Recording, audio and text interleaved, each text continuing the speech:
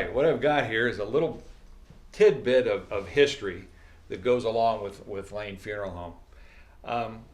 Not many people would probably be alive today that would even remember this, but my father, Joseph O. Lane, back in the 50s, had a patent that he got on a interchangeable hood on a funeral hearse.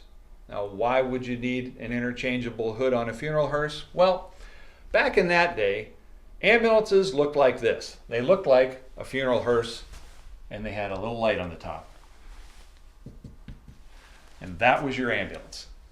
Back in that day, most ambulances weren't 911, EMS, full gun, save your life ambulances. They were hearses with a cot in the back, because you had a room to put a cot and you could get somebody to the hospital. Training was minimal, if any, and it was just a convenient way to get people to the hospital. It was a horizontal taxi. That's what it was.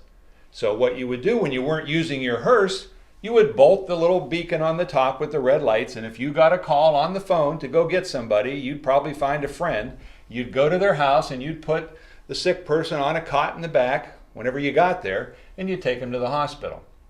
My dad was trying to do a little bit of forward thinking, so what he came up with was, well, so we're a little bit more noticeable. What if we had lights on the hood?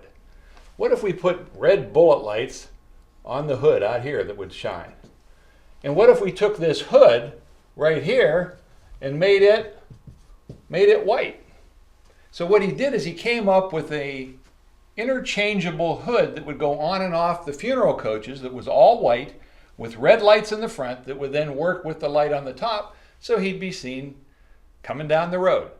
So that was, one of the first real shots at having a true emergency vehicle, not just a hearse with a light on top. Well, what was interesting was after a while, Dad let the patent go, but somebody had seen what he had done. There was some knowledge that this was out there. And all of a sudden, one day my dad was watching TV when John F. Kennedy was president, and he goes, oh my gosh, there's my patent working.